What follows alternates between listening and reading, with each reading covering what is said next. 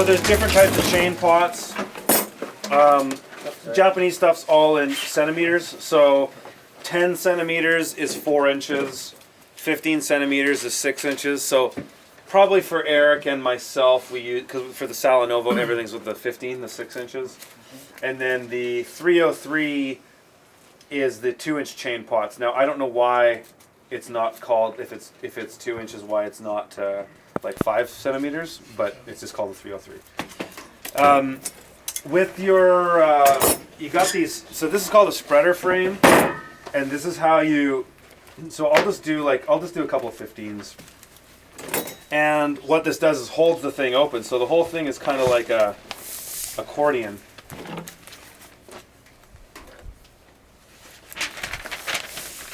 So it opens like that, and that's what unravels in the field when we play. And we're going to plant a bunch of this stuff tomorrow. So pull this thing out, it goes on these little teeth,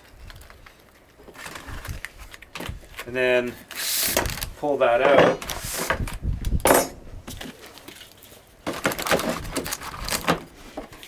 And there's a flat.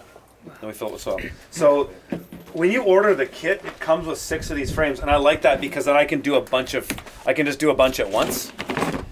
I'll just do 2, but I like having the 6 because then I can just do 6 flats and I can fill them all at once.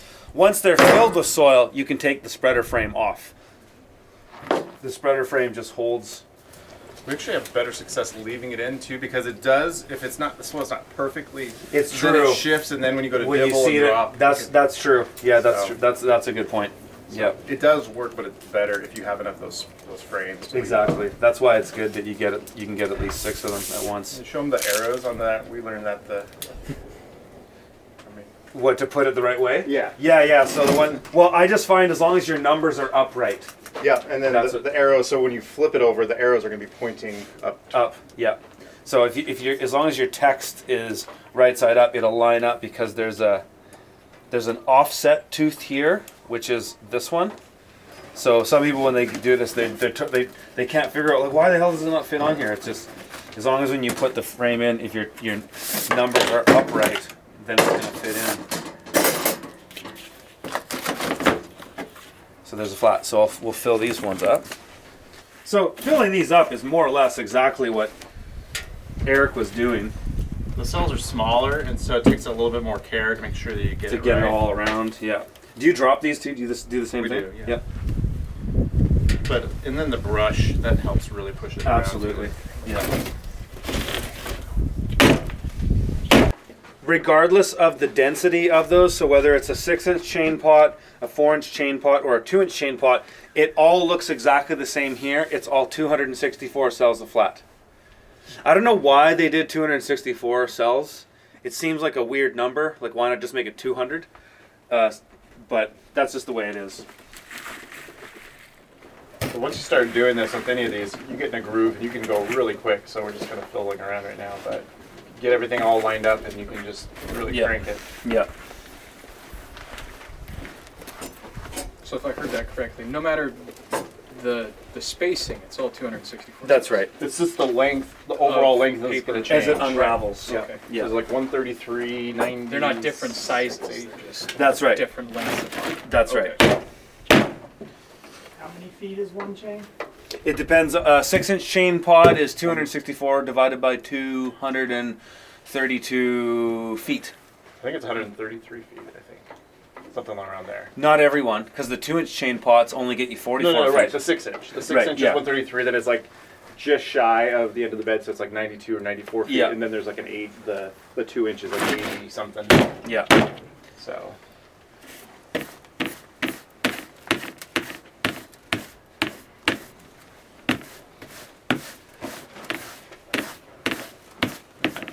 So there we go. There's some flats. So Dibbling is super critical for these small cells. Like if you don't do a good job of that, they're falling all over the place. So you really want to crank it in like that. exactly. So just push that in. That's going to make us a little hole like that. So those are where all of our seeds are going to go. I'm going to dump some seed on here.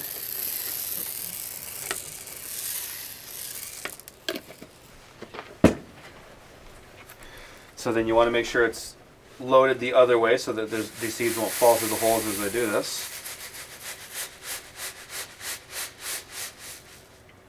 Spread it around, take a quick look that all your holes are filled, and then you line these holes up with the dibble holes, and one little click. I give it a couple taps in case a couple get stuck in there, and there we go.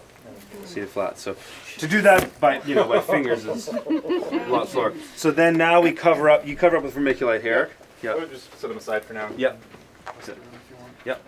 Do they make these for like those kind of cells? They well, the vacuum seeder. We're going to show that. Okay. We're going to show that next. Which one did you line up? Was it the big The big hole, Oh, okay. because that's the one that's static. The one on the top moves, right?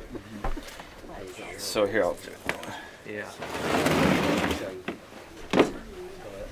You gotta be careful with this. Nursery operation. The tab. We've had the crew bump those in that while they're messing around, and all of a sudden it's like, Totally. or Yeah. And so we actually they started putting a wooden stake, like a piece of wood in there, so that they don't accidentally bump it and knock those in. Now, do the dibblers come with the kit? Yes, everything you see me using is in that kit, and you pretty much need it to start. You could probably make your own alignment pins.